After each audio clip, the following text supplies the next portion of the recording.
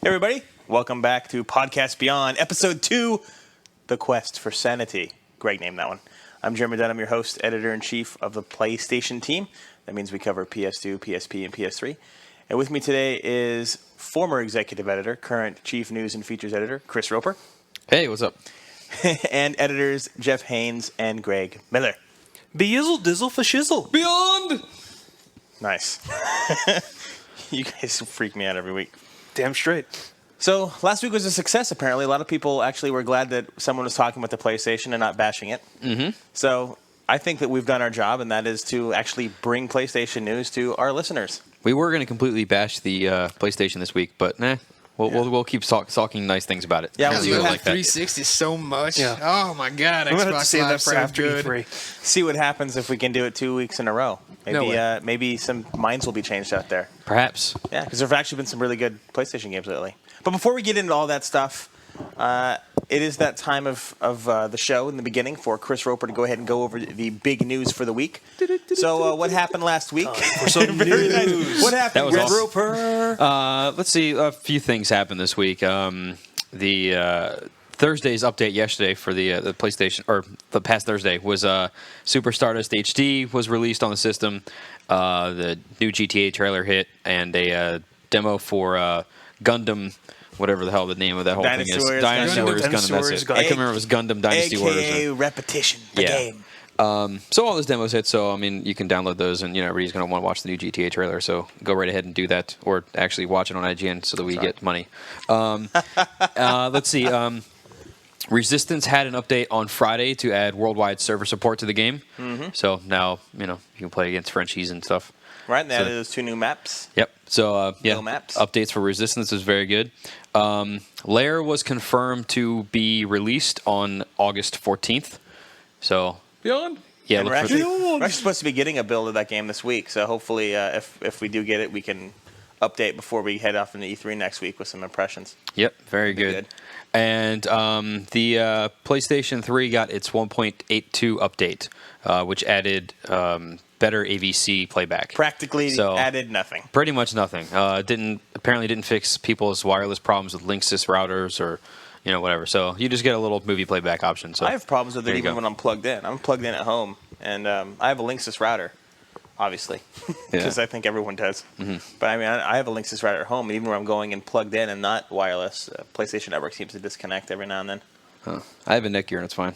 Really? Or no, wait, maybe it is Linksys. Netgear. I You don't guys know, run into any something. problems? I have every now and then with Linksys, but I don't know. I can't tell if it's just the setup or if it's the firmware that just isn't recognizing what it's supposed to. Right, No, you.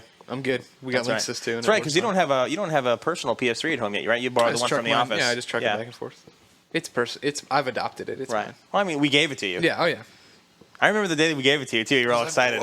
It's like, whoa. I get my own PlayStation 3. I can't wait to take this thing home and watch it sit there and dwarf the Wii.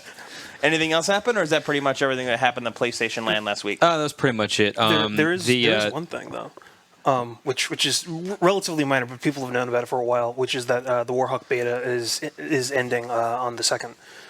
So basically, Yeah. all the Today. time that you've been playing, is basically like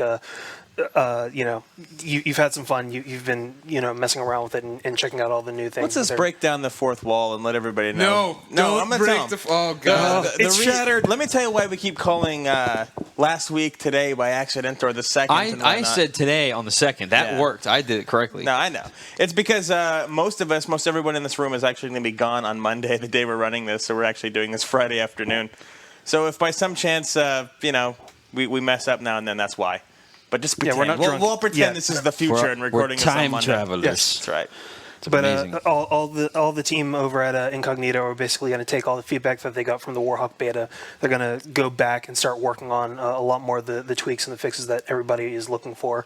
And we're actually looking at trying to get in a couple different insights into what they're doing relatively soon, which hopefully we'll be able to break to you on Beyond. I just look at it this way: we get to keep playing Warhawk even after the beta ends, so I'm happy. Too sweet. Yeah, I'm waiting for the game to be pretty much done before I play it again. I mean, it's really fun, but I don't want to get burned out. So. I just like to see them change some maps. I always seeing the same maps over and over again. Yeah, see, that's why I kind of don't want to play it right now either. Yeah. Like, it's super fun. I can't wait for the game to come out, but I've got I a don't disc want to. sitting on my desk, but Disc? You said Disc. okay. SK. Okay. I thought you said something else. No, that'd be a little awkward. Yeah. That'd be an HR That'd be violation. HR. Yeah. Yes, very much. So this week we had a main topic supplied to us by who did it? Lackman, or is that No, is it's that I am Mackin. I am. Oh, hey, that person was on our podcast last week. Yep. Yes. It's Way to go. That's- Return visit. That's right, and It he is did a he. he did let us know that he's a he, and it's short for I forget. I am Andrew. Yeah, I am someone. Yeah. Yeah, Well, it's so a good one. congratulations, he whose board name we still can't pronounce. He has to You- change it. He wants to change it. But Yeah, he we can't. But you Yeah, know what? no. Maybe we'll raid the scoop closet and give him a prize or something. Who knows? No, No. No, never mind. no, that's scoop territory. His prize is he's on the show. That's Yes. right. We like the nothing prize here on Yeah. Yeah. He does bring up a good subject, though, and that's how important are platform-specific exclusives? And I think that's a very important question, especially with all the movement we've seen lately with games like Devil May Cry and all the speculation being thrown around for Metal Gear Solid 4 and Final Fantasy, like we were talking about last week. So, Jeff, Whoa. Yes. I- Well, you know, how important is it?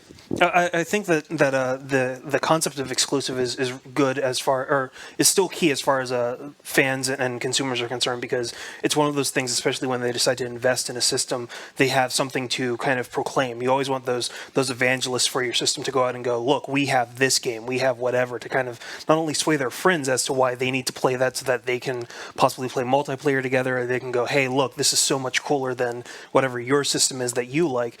But it's also one of those things that in a monetary sense, it helps, promote why exactly your system should dominate or take a certain share of the market.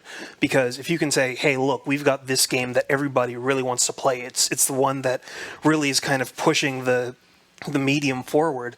It's a little bit easier to then start saying, this is why we're still going to be here in 5 years, 10 years, because we're pulling all of these incredible exclusives that's really going to get people to buy our system, buy our games, buy our accessories, everything else. Well, what's interesting is the way that the importance of system-specific things used to be that the release date didn't really matter too much.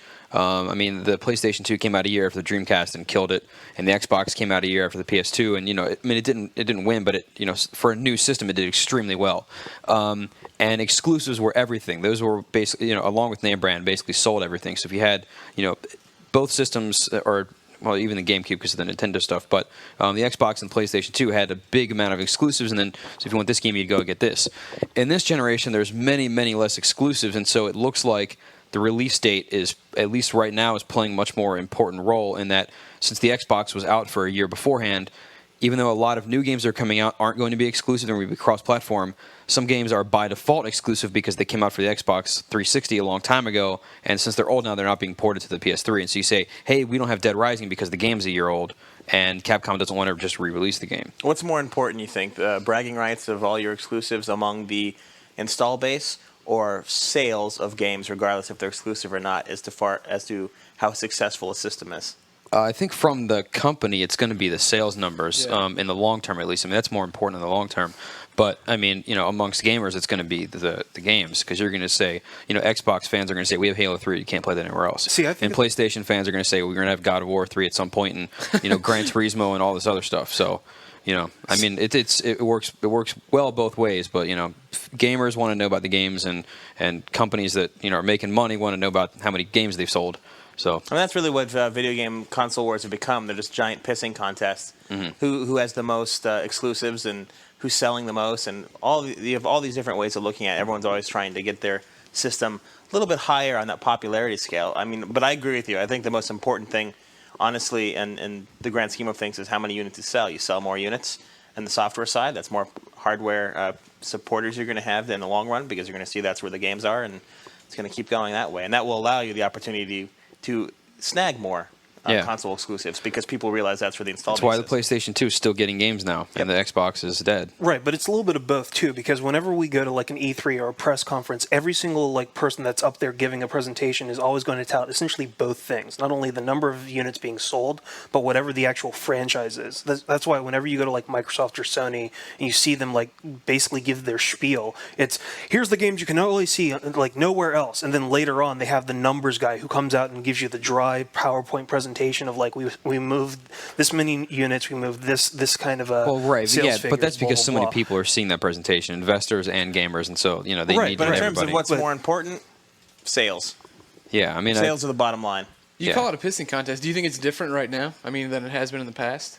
No, As far as with it's the always been a limited pissing contest. Yeah, I think it's a bigger deal though now. I think it's a much bigger. I think even casual fans are stepping back from making that huge plunge into the PlayStation 3 because they worry. Well, about see, here's the thing: is back in the day, you used to be able to say for sure, like our system has this game, Yeah. you're not going to have it anymore. You have these very concrete details about we have this, we have this, we have this. You guys have this. You get that doesn't happen anymore because everybody has all the same games pretty much. So now all of the facts that are being made up are all like, well, we got sales, but the games are the same, and Sony's saying all this stuff, and Microsoft says all their stuff, and Nintendo says all their stuff, but I mean, do you know why it's more important? It's because now the game industry is under more scrutiny than it ever has been before. The market's bigger. It has more people paying attention to what's happening. There's more publications out there. and the companies are putting more money into it. Exactly. So everyone is making it a big deal sort of just through the size and time. But in terms of what's happening, it's exactly the same thing that was happening when there's always been two systems out there, No, I know, well, obviously. But I mean, one thing that's different about cross-platform, I don't know if you guys remember this, but back in the day when there was Super Nintendo and Genesis, when there were cross-platform games that had the same name, they were different. They were actually different titles. You look at Shadowrun on Super Nintendo and Genesis, different games. Rocket Knight Adventures, different games. Sparkster, That's what I meant instead of Rocket Knight, by the way. But even now, like a lot of the cross-platform games are primarily just like it's so obvious that it's become like very, very specialized within like a first-party situation. If it's a cross-platform game, it's always a third party going out and going like, well, we're going to just capture our share of the market with whatever the genre happens to be, which is what like essentially happens with sports. Like if EA decides to come out with a sports game, they're just going to spread it over everything, and then essentially if they decide to come out with a sports game. yeah, well, you know what? It actually is a big if you consider the whole thing of NCAA not coming to the PSP when it did last year. Now, part of that could be because of the run glitch that happened in last year's build versus this year because they're not doing it. I think on a the more PSP. realistic reason is because it didn't sell anything. Well, it sold, but considering that they had to take a hit on the return value because of the run glitch, that might have prompted them not to release it for this year. I think it was more than that, too. I think you had all these people out there with PSPs, and they could buy NCAA on all the other consoles, and they've got Madden on PSP. Do you really want two versions of Madden and NCAA everywhere you go? If you're a football fan, it's going to be probably both either way. I mean, Dude, it doesn't really matter. I don't know anyone on this planet that likes boxing as much as I do, but if a Fight Night Round 4 comes out, I'm not going to buy it on every platform just to have it, I think that the audience is the same way. I think they're diehard fans, sure, that will get them, but I think that's such a small market that in terms of widespread appeal, PSP, it's at the bottom of the rung in terms of platforms that are moving units, especially in the sports category.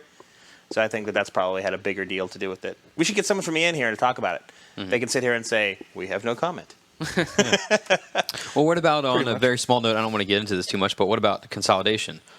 Just sticking college teams in Madden and saying, hey, you can pick college teams, and like all the rules and stuff are the same, so don't have any NCAA options. But that way, you just get the college teams in there. You mean like baseball games do with minor league games? Yeah, you just stick them in there, and that way they're available. I don't think it would happen because they make so much money on selling NCAA and But if you Madden did it separately. Yeah, but if you did it only on the PSP though, so Madden had the college teams as on the a PSP. That would be great. That would be cool. I think that would help them move units. But it would never ever happen only because in a lot of ways like the rule sets between like not only the college game and the pro game have their own specific idiosyncrasies that to actually cram all that on one UMD. It's just stats. It's just Yeah, numbers. I know it's player number number Little 8 stuff like- has No, I 92 know running. it's Keeping your stats, feet but in the thing bounds is and like stuff. if you're trying to do like a full on franchise and move like teams from specific like college divisions or college like conferences into the pros and have all of that and have like a lot of the other like little tweaks like the slowdown, the stats, all the other things are going to like bog that disc down. It's not going to be able to run.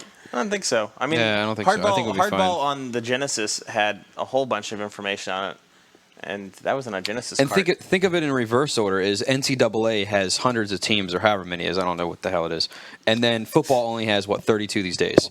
So I mean, if you imagine the reverse way of them adding the NFL teams to NCAA, it's nothing. The bigger concern, honestly, would be getting the NCAA and NFL to agree to let each other reside Yeah. in the same game. That's true. Which Yeah. would be the trick. Because when you have a major league game with minor league teams in it, they go to the minor league, which wants as much exposure as they can get because it's minors, and that's a part of Major League Baseball, whereas NCAA and NFL, totally separate programs. Yeah. But you know, Anyway, let's move on. Getting back on topic though, one thing we brought up last week, if you remember, we were talking about it. We said if if Metal Gear Solid or Final Fantasy went to 360 as well, the PlayStation 3 would be in major trouble. You said that. PlayStation 3.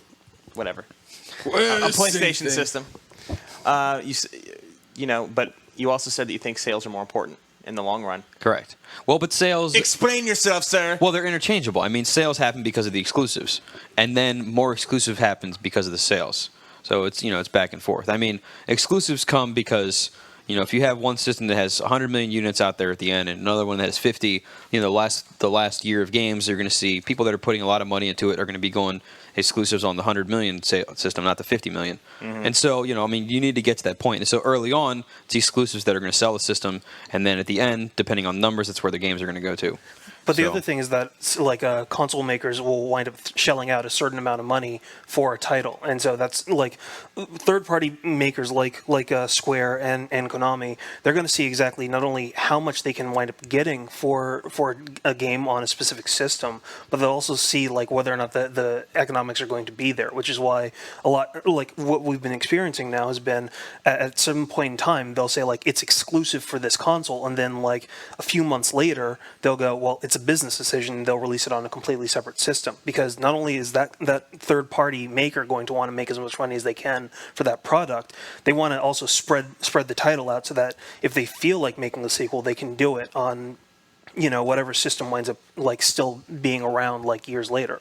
Well, you can have a sequel on a system that didn't get the first game. Look at Full Auto 2. It was a launch title. Full Auto 2, PS3. Blazing Angels is getting a sequel. Yeah. Yeah, I mean... Or wait, does Blazing... No, anyway. Yeah, but that's right. But the thing is, you can release it on you can release a sequel on a system that it didn't actually come out on in the first place. But a lot of other third-party makers are kind of hedging their bets, not only to recoup their development costs, but also make as much money as they can by going, we'll release it on the 360 now, and then a couple of months later they'll release it on the PS3. That's just a business economic decision, and also to move units. It's not for the exclusive. By the end of this generation, you're going to see 95% of all third-party games developed for everything known to man, and it's really going to come down to the only true exclusives are going to be very special deals worked out by the third parties, and of course first-party stuff. And that's where that's really going to be, I think, the determining factors. Who has the best first-party developer?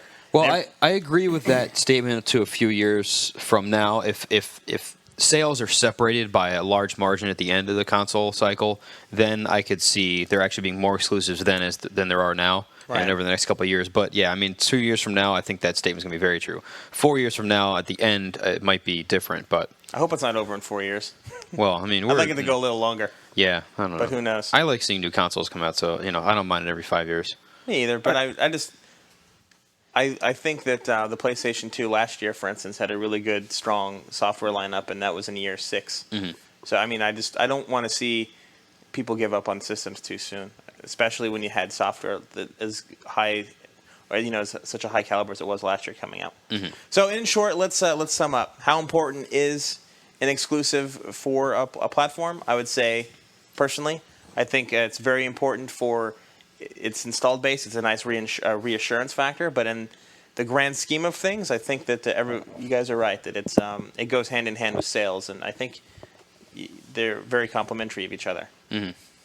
I think that there's one other part of this too, which is just possibly something to bring up in future episodes. But the one thing that I really want to find out as far as what's going to happen, especially with the explosion of exclusives and cross-platform things, is actually locking down whatever the team is so that it takes advantage of the aspects of each system. Because I think that's one of the things that we've kind of been running into, is a lot of times people will come in solely with a 360 version or PS3 version, and then sometimes it doesn't really wind up taking advantage of whatever that system is because it winds up just getting basically ported over. And I think that's kind of what you were saying, Chris, about how 2 or 4 years, the outside will essentially wind up. Well, I can moving tell you exactly in that what's happening there. The Xbox 360 is much easier to program for, so everyone is. I shouldn't say everyone, but most everyone is using it as a lead platform to develop on. And then, it's not very easy to move from Windows over to the PlayStation with PlayStation Edge or without. Move all that stuff over and still have the exact same experience. I think that's the reason a lot of PS3 games aren't on the same level technically as Xbox 360 games yet for the third-party stuff. Well, and here's the thing too: is people are going to be getting most of their sales percentage on the 360 right now, just because of the install base. Yeah. And so, since there aren't that many PS3s out, and you go, okay, well, our $1 million seller on the Xbox might sell 150,000 on the PS3 right now, just because of the percentages.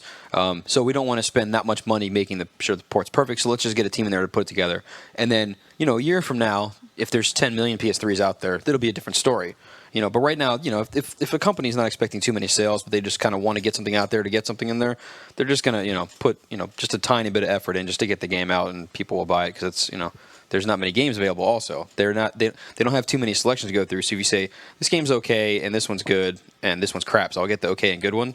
But a year from now, when there's a lot of really good games, then everybody has to step up their thing. So it's going to come. Quality and port is going to come with time. Yeah, and keep in mind right now that the install base of 360 versus PS3 out there roughly is about 3.2, 3.3 to 1. So you have a worldwide. So you have a pretty good lead there for Xbox right now in terms of where they're going to develop first right now. Mm-hmm. But let's get on to our pick of the week this week, which is actually 2 games, because last week we had 2 really cool games come out. And Chris, you reviewed Rainbow Six, which finally came out. It's amazing. Mm-hmm. Finally, after it was delayed for, 7-8 months? It was supposed to be a launch title. Yeah, so I guess the last week of June. 7 months delayed or something. Rainbow Six, it's the same game that was on the 360, but it's still awesome. It doesn't look quite as good as the 360 one does, but the online play is fantastic.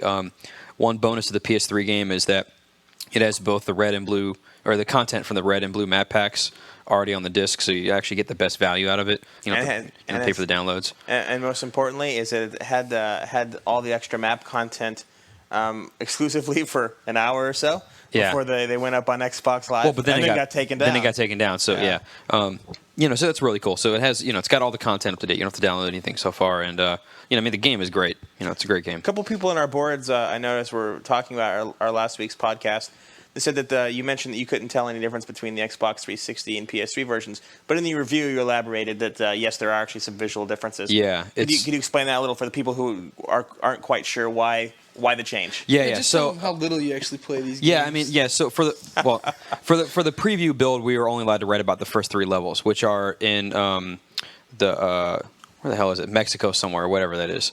I forget where the beginning takes place. But anyway, those areas are very rocky. They have a lot of repeating textures, and so those parts look pretty similar. Once you get into Vegas, which is where our preview had to end before, that's when Vegas is a very visual place, and that's where you need all kinds of unique textures for everywhere. From the back of chairs to the slot machines to all this kind of crap. So that's when you start seeing the texture detail differences, because they just run out of space. When all you're throwing up is rocks, you don't need that many different textures, and it looks fine there. So that's where the difference in those came in. So there you go. No conspiracy. No. And our other big game that we really enjoyed last week is Super Stardust HD, which I reviewed, but I'm going to let Greg talk about it because he's said barely anything. Exclusives are important. It's cool. Float around the world, blow stuff up. I like it. What do you think? You're the big Geometry Wars person. A lot of people, the first thing they throw is that it's just like that. I don't think it is all that much. Once you get into it. Yeah, every single person in the office, when they walk by, like, oh, is this Geometry Wars 2? It is Geometry Wars. Well, you have to admit that's what it looks like when you first start playing. It does, yeah. But the thing is that I think from a distance, I can understand that completely. Well, actually, when you start to play it, you realize that it has some Geometry Wars stuff, but it really kind of plays uniquely on its own. It has bosses. It has multiple weapons that you can actually choose yourself. I like the strategy of the weapons too. Yeah. How certain ones are good for certain rocks. There's like pluses and minuses that you upgrade them as you go, make them more powerful. And it gets insane. It also kind of looked a little bit like asteroids too. Like the number of rocks and the random breaking of them, so you have to avoid them and the enemies that I was seeing. There's a big asteroids element to it when you're sitting there blowing stuff up, and then you got to move, and you're still shooting, and there's stuff coming at you from all sides. It's kind of a fundamental difference between the way that Geometry Wars and Super Stardust plays. That in Super Stardust, most of the things aren't coming at you because they're asteroids; they're just floating around. Whereas Geometry Wars, everything is flying at you. And Geometry Wars is also heavily pattern based. So once you get into a groove, you can start to realize exactly what these guys are doing. In this game, the asteroids are physics based. So as soon as they blow up, they start doing their own thing. You've got to react immediately on the fly. So it's a different type of Twitch gameplay as compared to Geometry Wars. Mm-hmm. Yes, I love Geometry Wars. This is my favorite PSN Network game so far, though. I definitely like it more than Tekken, and I like it more than Calling All Cars. Blasphemy! Ye gods, man. Well, it's not because I suck at Calling All Cars, which I do, but because But because it's just my sort of game. I even played Mutant Storm Reloaded for a while, and I even gave Blast Factor a chance after 6 hours. I finally wrote the review on that one. So Now, does this have any 6-axis control like Blast Factor, or is it a little bit pretty much 6-axis agnostic? Try saying that 3 times. Wow. 6 asses. Beyond. 6 asses agnostic. If it's in there, I sure in the hell don't know where. I never use any of it, and there's no on-screen prompt, and you don't really need it for anything. You're just moving around shooting stuff. My only real gripe for that game is the co-op. It's only on one screen. You can't really continue down the screen if your friend is too far away from you and you're kind of stuck in one area. And we've got asteroids blowing up everywhere, and plus enemies showing up. Yeah, and the parts of the asteroids fly in and basically descend upon you or whatever. You can't really run from them very easily like that. Yeah, it's. So. And I would have liked to see an online co-op. That'd be cool. See, online co-op would have worked really well. Yeah, but not there. Nope. What can I tell you? Yep. But that game is definitely worth getting. So both games actually worth getting. Yeah. $8 for Super Stardust. Mm-hmm. I don't think you can beat that deal in terms of other downloadable content, unless you're talking about Calling All Cars, which I know Chris loves. Yeah, it's a great game. I mean, yeah, get both of them. Get Calling All Cars and that. Yeah, I mean you can get both of those combined for less than it costs to get a greatest hit. Mm-hmm. $18. Beyond. Yeah. Think about it. Don't be stupid. Who are you talking to? The readers, listeners. The guy with the Dr. Pepper in his can. Just remember, I am the holder of the paycheck. No, not you, sir. You're not All stupid. right, thank you. Jackass. So this week we actually have an extended reader mail section. Everyone loves the fact that we're actually answering Pages their and mail. pages long of mail. And I want to thank Greg, first of all, for collecting them for us from our many threads. You're 6 welcome. pages worth. Jeez. Quite a bit. So here's an easy one for you. And since you've said the least, Greg, I'm going to ask you. Okay. What can you have more fun with for the price, the PS3 or the iPhone? It's an excellent question, and I would have to say You had to wait in line for both. And that comes First from off- Steven 01683. Not to be confused with Steven 2377. Oh, I like him though. Yeah. He's a cool guy. Wait, is this 77 or 82? Now this is I thought 83. 82 is the guy with the Bingo. Camaro. This is 183. This is Okay. 1683. Okay. 1110101. Binary code, fun for all ages. You could assign a binary code as your player's nickname in NHL Hits Pro. That was fun.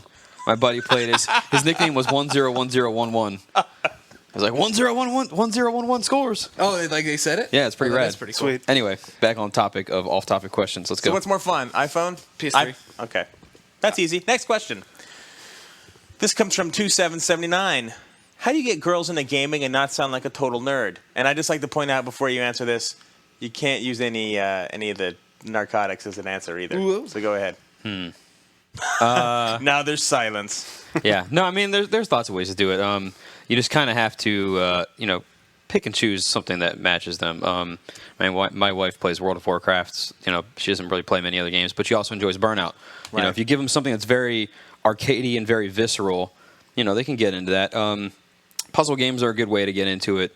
If it's got a hook they're familiar with, it's really easy. Yeah, and The Sims is a big one. Yeah, that is a big one. For Katie, like my fiance, she always just watched me play, and she still is really big. I had to send home my personal PSP with her so she could play Luminous whenever she felt like it, because she was getting withdrawal shakes from it. But the only game, she loves that game, but the only game I've ever seen her come home, throw all her stuff down on the floor, and start playing is Family Guy on PS2. Oh, that game's terrible. Wow. She doesn't know any better, though, you figure. She doesn't play anything ever, and she's a huge Family Guy fan. You should turn her, if she plays Luminous, you should turn her on to Puzzle Quest and Crush.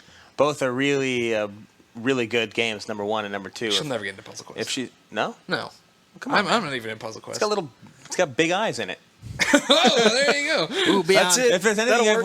learned, I've been with my wife now for 9 years, and the entire time, the key to her playing games seem to be characters with very large eyes. Oh, Yeah, if it's Japanese, she'll play it. Fighters, RPGs, doesn't matter.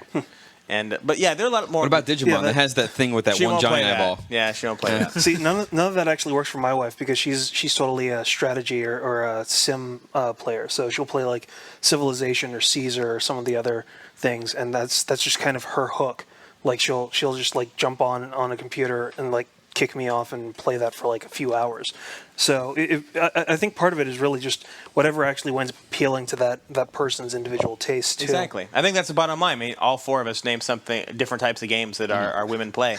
So named it just goes to crap. show you they're just like dudes. Just make sure you, if you want to find a girl who's into games, you just look harder. They're out there. Trust me, they're out there. And But you know what you want to do is if she won't let you tell her about a game and won't try it yourself.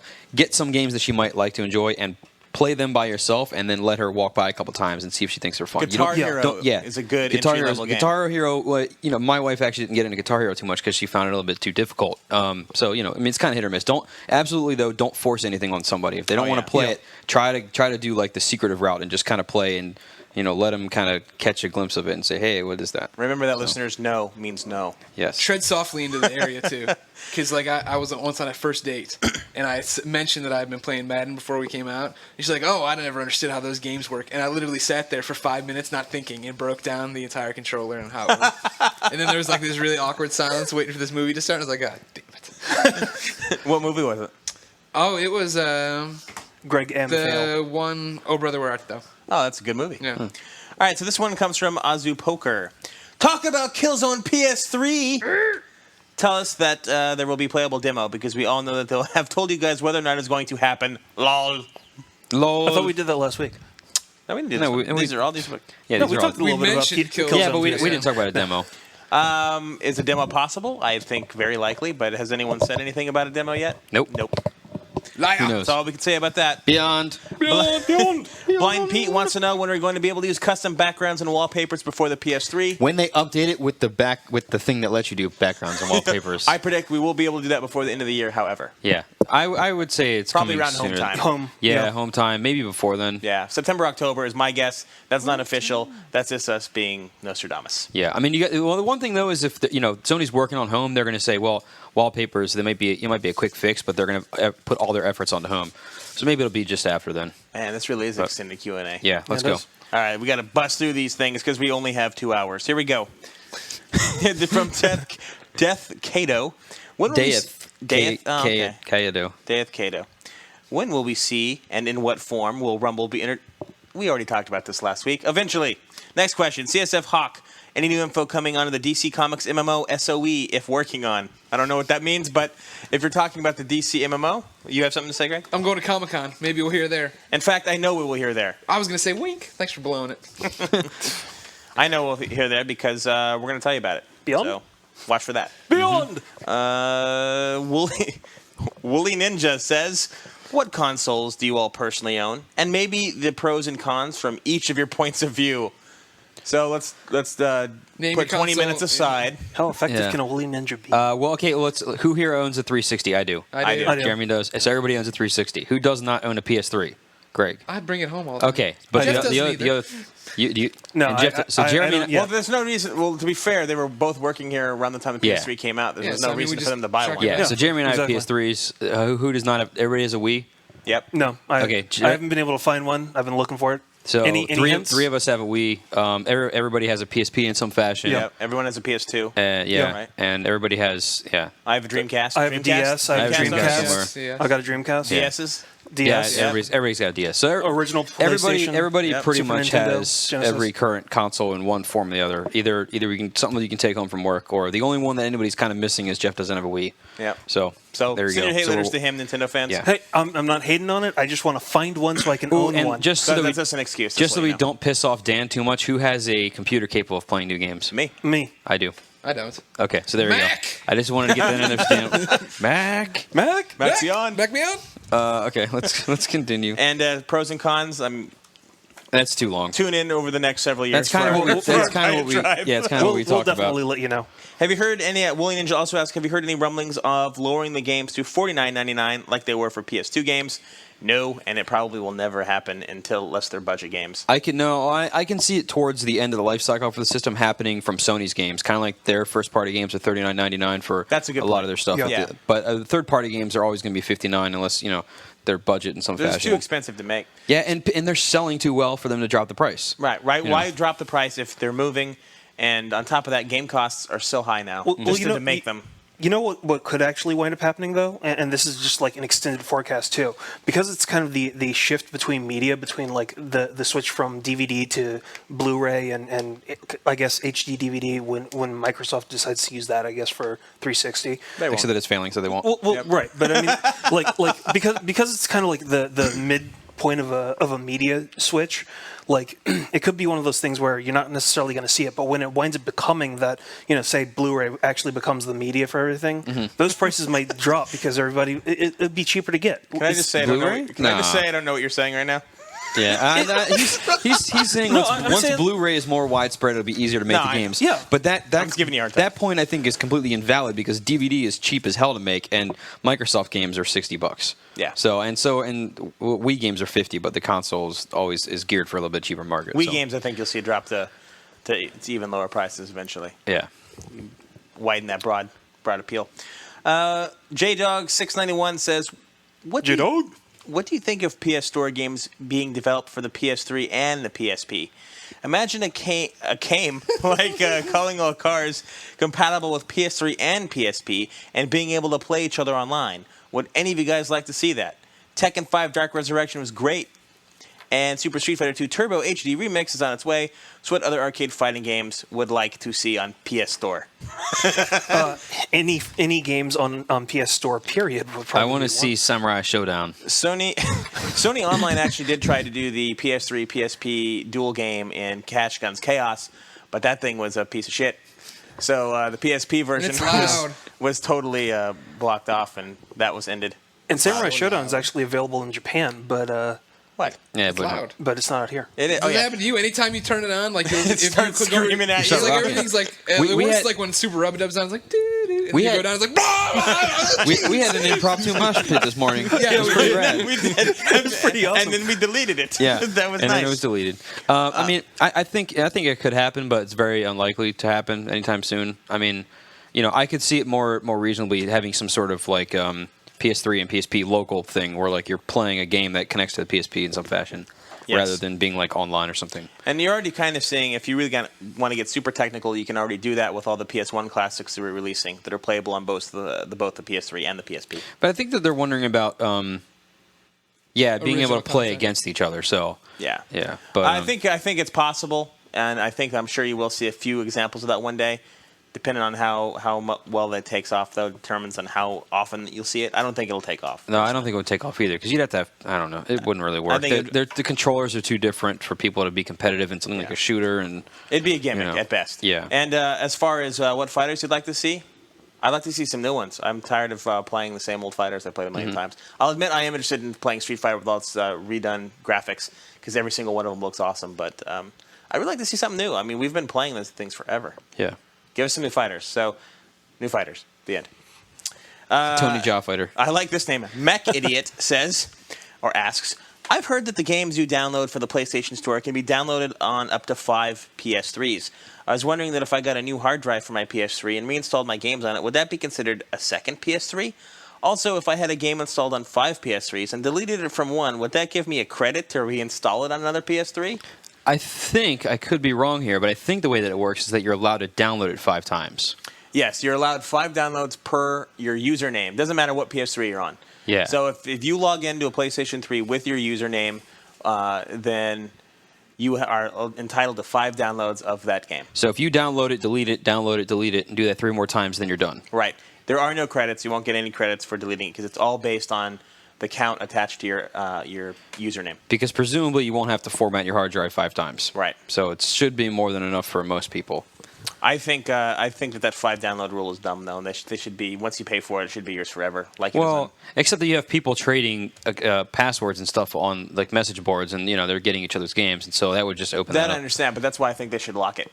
You shouldn't be able to do that. Just keep it on the system. Don't be able to move it from one place to another. But then you have a pain where like I've been playing through Ninja Gaiden for the review, and you mean you played through it since this is airing on Monday? Well, yeah. But I mean, in recent times, it's a game that I've been playing through, and so I would play in the office, and then I'd take my save home and then play at home, and I wouldn't have to carry my system home because there's no official memory card for the system because it's on the hard drive. Right. And so if you weren't allowed to like copy saves and I'm not worried about saves. I'm talking about the downloadable games themselves. Right. Okay. Well, I guess my point is if you can't move profiles, then some of those saves are going to get locked out, and you're going to be kind of screwed because that happens on the 360 in some fashion. It's like you can't really move saves very well in some cases. So I hear you. That's a good point. So I don't know. I'm up for it being an open system like that. But that's where you stand. You got 5 downloads per username. Yeah. Nutjob Jim I see a lot of people giving PSN a hard time compared to XBL. So maybe you could give us a rundown on the improvements you'd like to see. Discuss PlayStation Home and whether you think a project as ambitious as this will actually work. You think Sony will be able to justify charging users for PSN once Home is up and running? I'd also like to see you talk about dedicated servers. I think it's an area where PSN has a huge advantage over Xbox Live. The fact that PS3 owners can play 40-player Resistance games on dedicated servers that run without any significant lag is amazing, and it's an area in which I think PSN already beats XBL. This is a long question, dude. One question you may be able to answer for me is whether third-party games, such as the upcoming Rainbow Six Vegas, which is out, run on dedicated servers. If they don't, maybe you could explain why this is the case. Rainbow Six doesn't. You can't start a dedicated server on that. Okay.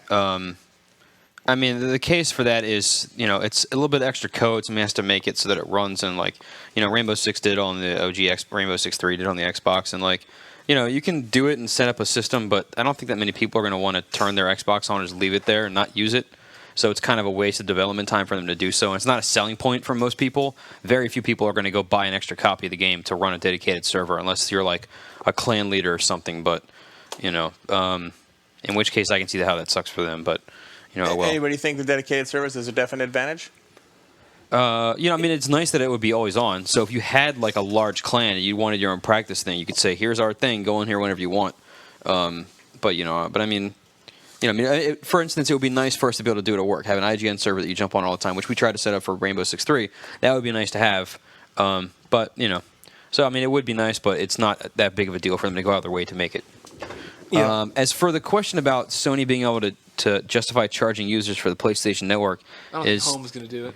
Well, They won't need to. Yeah, they're not going to charge for it. Microtransactions. Home is going to be selling. Home's going to be free, and then you buy things inside of Home to get stuff. So and advertisers can actually buy walls in Home to work as billboards. Yeah, so you only need to buy what you want. If you want those T-shirts or you want to play, if they have some game in there you need to pay for, then you can choose to buy that. But you don't have to pay to use Home. You don't have to pay to use the PlayStation Network. In other words, the PSN is going to be funded by outside sources. So unless you want specific items, there's no need for Sony to ever charge you for it. Correct. So I don't think it'll ever happen. Yeah, the only thing that really needs to happen, Jim, is they need content. They need games, they need movies, they need TV shows, they need a lot more content. And that's why they get a bad rap against Xbox Live, because admittedly Xbox Live has a lot more you can do with it. You can watch TV, you can play games, and their game selection is a lot more varied. Yeah, I say we do one more of these, and because this is going to take till 7 p.m.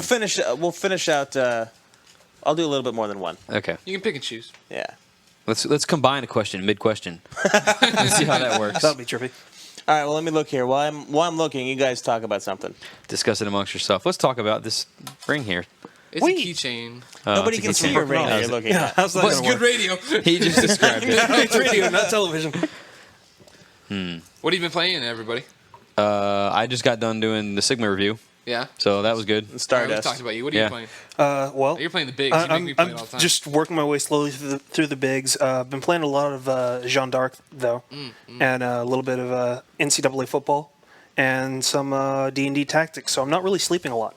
Nice. Yeah. What about Very you, good. Greggy? I'm playing SimCity DS. All right, here's a question from YYZ.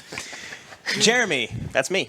Looking back at your 2007 PlayStation prediction feature, and specifically the part where you speculate on Sony buying some major studios, such as Insomniac, Level 5, Factor 5, Sucker Punch, etc.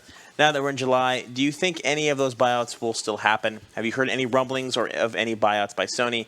Is it in Phil Harrison's philosophy to spend a lot of money on a studio in the near future, or is he satisfied with the current state of SCE? I still think that it is definitely possible that one or two studios could still get purchased before the end of the year. That's why I wrote it in January, because I really think that you are going to see somebody bought this year. I mean, I could be wrong, and I wouldn't be surprised if I am.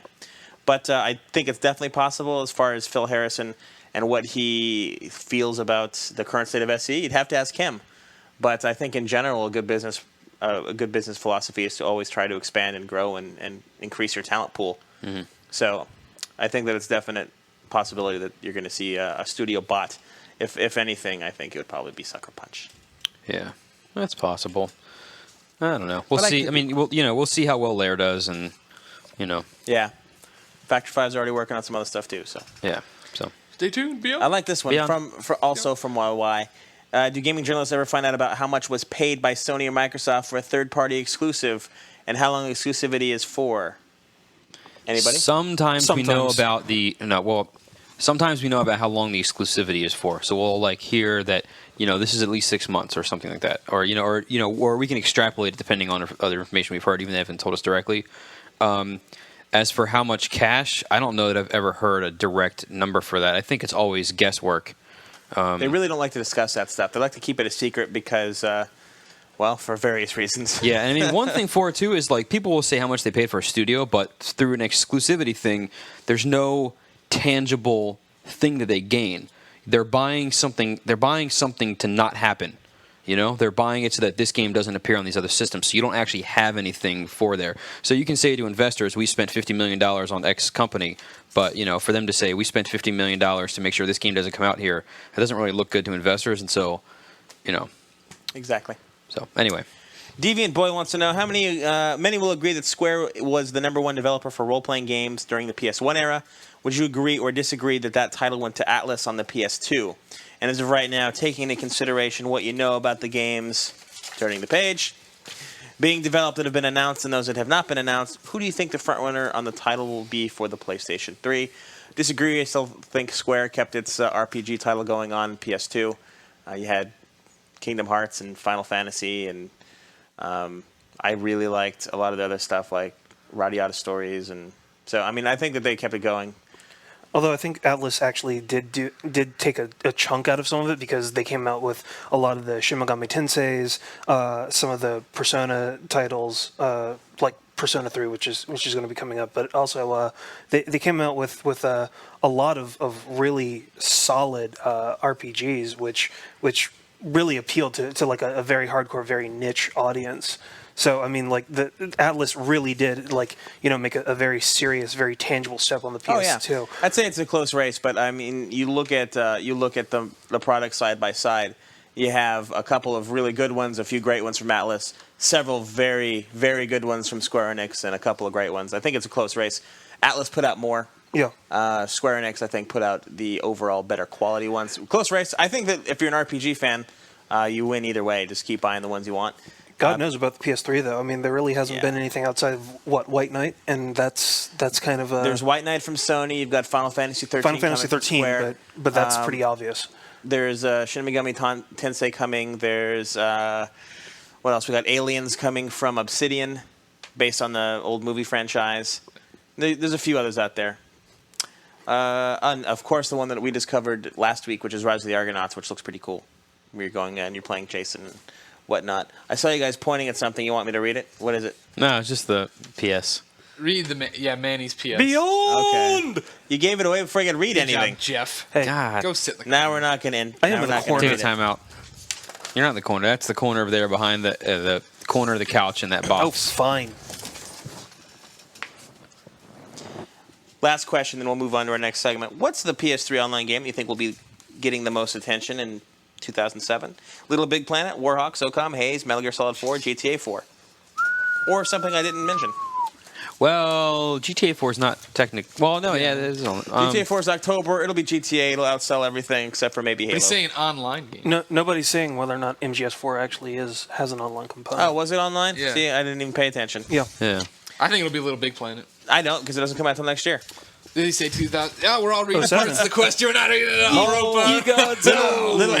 all. There'll be a demo for Little Big Planet before the end of the year, but the game itself doesn't come out till 2008. Haze, that'll, I think, garner some attention. It's Biggest not going to be now, as big, though. SOCOM, in terms of the Sony audience, it'll be Warhawk or SOCOM for online games. Nobody knows what GTA 4's online is going to be, if it's going to be even. MGS4, that's still up in the air whether or not it's coming out this year. So, SOCOM or Warhawk. I'm leaning towards Warhawk right now because I think SOCOM, they haven't really said much. It's possible we might not even see it this year. I don't know. I think we're going to see it this year. They've shown gameplay from people playing it. Yeah. I think it'll be this year. They're pretty set on it. And Sony. Did you go SOCOM then? Yeah, and remember, Sony's been actually really good in the past about their release dates. They say this game's coming out, then it hits within like a month. So Take Lair for instance. Well, but Lair's not Sony though. Lair's Factor 5. All of Sony's Published by Sony. Yeah, but Sony's like internal and closely held studios have always been on target. So it's true. All right. I believe it. I believe SOCOM's gonna be this year. Read your questions over. Thank you very much for sending us those, and thank you, Greg, for putting them together. Even though we only read 1/100th of the entire pamphlet that you put together. Hey, here. I like to give you choices. Send us more. So here's our new segment that we've added. It's Anticipation Station. It's what's coming out this week, and it's a very barren week for PlayStation users. There is absolutely nothing coming out on the PSP or the PS2. In fact, there's only one release at all across the 3 platforms, and that's Ninja Gaiden Sigma, which Chris went gaga over. Yeah, which we'll talk about on the next one about how good it is. But, because it'll be next week's pick of the week or whatever. But, I mean, yeah, that game's absolutely fantastic. So without even having to tell you anything else, you should get that. It comes out tomorrow. Run out and pick it up. What are you thinking, like 6.5? yeah, like, I don't know, maybe high fives. It's a meh. Yeah, High 5, but not the good kind. exactly. Right. Yeah, low 5. The Top Gun, actually, it's getting the Top Gun 5. I feel the Need for Speed double behind the back. The Goose. nice. That's the what Iceman kind of- special. That's what kind of 5. No, that was the Goose Maverick, right? That was the Goose Maverick. There you go. Yeah, I hear you. That's what they're getting. All right. Well, believe it or not, we have come to an end this week. And I don't know how we did it, but we're actually still around the same amount of time we did last week. I thought it was going to take us 2-3 hours at most. It's in big green marker, and you're gonna... I know, but I'm saving it for last, dude. Fine. All right? Yeah. We do have one Yeah. final segment before we go, and it's called Greg's Beyond Annoying. And it's not to say that Greg is beyond annoying. It's something he's going to point out. Go ahead and explain this feature. Beyond. Thank you, Jeremy. Readers/listeners know now, after this episode, that I have to go through all of your message board posts and pull out questions and answers. So you should start kissing my butt. But beyond that, I've decided that many of you are jerks. And I would highlight the 2 biggest jerks I find with a runner-up and the most annoying comment for Beyond Annoying every week. So this week's runner-up is... Wait, before you do it, do Yes. they win anything for being the most annoying? No, just our scorn. Okay. And I'll make fun of them on And the we'll air. ban them. How's that? Make them have a Chobot icon for a week. Some of them might like that. Poor bastards. The runner-up this week is Blockhead. Jeremy was nice enough to take time out of his busy day of talking to PR people and come down from his mountain and post on these boards and say, hey, tell us what you want to hear. Give us suggestions for what you want to see on the show. Blockhead was nice enough to respond with, I suggest crappier threads.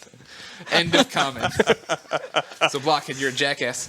But the winner of the first weekly Beyond Annoying is actually Agent Trav. Agent Trav writes, please don't sing a song. No offense, guys, none of you are funny. The stupid jokes and songs just make it irritating to listen to. Can't you just leave it to someone else to be funny? Don't get me wrong. When the ideas, predictions, and opinions stay on topic, the podcast is awesome.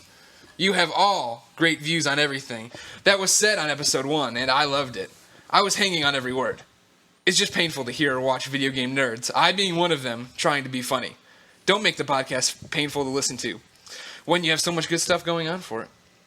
So, Agent Trav, first off, you do win something. I'm dedicating today's song to you. But I also have a joke for you, Agent Trav.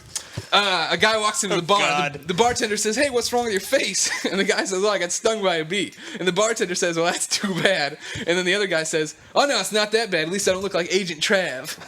Booyah! That was the heater. Thank you, and that has been Beyond Annoying for week 1. And I believe that'll probably be the last Beyond Annoying. That was a good segment. What are you talking about? All right, guys. Well, thank you for joining us again this week. Next week is going to be recorded from E3, so it should be really interesting. We have nothing to do on Monday anyway, so what the hell? Yeah. So until next week, when we do E3, we're going to part with this song from Greg. Greg, take it away. Don't forget to make more suggestions for songs I should finish the show with. This one is from Micah Man 311. I don't know if that's our old Micah. It's 500 Miles by the Proclaimers. He's got a soundtrack. When I download, well, I know I'm gonna be that downloads podcast beyond. But I would wait 500 minutes and I would wait 500 more just to be that fan who waited 1,000 minutes to hear the PlayStation Squad ramble on. Da-na-na, Da-da-da, da-na-na. da-da-da. It's podcast beyond. Oh my god! Oh my god! See you next week, everybody.